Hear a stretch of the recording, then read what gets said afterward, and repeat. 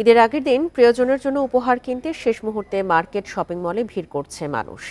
ক্রেতা বিক্রেতাদের হাঁক ডাকে জমজমাট বিপণী বিতান। বাহারি ডিজাইনের পোশাক কিনতে সকাল থেকে মধ্যরাত পর্যন্ত ভিড় করছেন নানা বয়সী মানুষ। তবে গত বছরের তুলনায় এবার দাম বেশি বলে অভিযোগ ক্রেতাদের। বিকাশে কম খরচে ক্যাশ আউটের লিমিট বেড়ে 50,000, প্রিয় এজেন্টও 2টা। ঈদ এলেই প্রিয়জনের হাতে নতুন পোশাক আর নানা উপহার তুলে দিতে চান সবাই।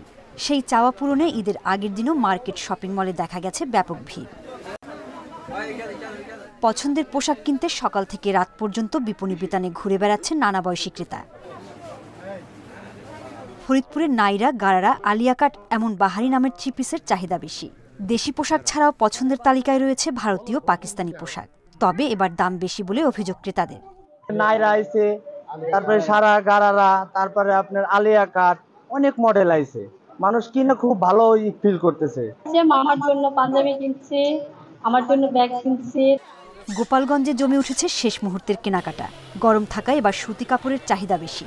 জামা, পাঞ্জাবি, শাড়ির সাথে ম্যাচিং করে নতুন জুতা, স্যান্ডেল, গয়না কিনছেন অনেকে।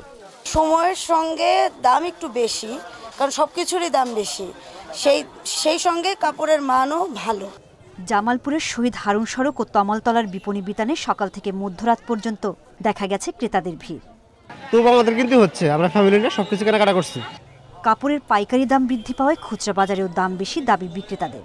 মনে করতেছে যে আমরা মাল দাম বেশি রাখতেছি, কিন্তু আসলে আমাদের ঢাকা থেকে কেনা বলতেছে বেশি, ওদের ডলার সংকট দেখায়, এটা দেখায়। মাদারীপুর ও ঝিনাইদহে ক্রেতা সামলাতে হিমশিম খাচ্ছেন দোকানিরা। মৌলভীবাজারে শহরের পাশাপাশি গ্রামীণ হাট বাজারেও চলছে জমজমাট বেচাকেনা। সোহেলি জাহান, ইন্ডিপেন্ডেন্ট নিউজ।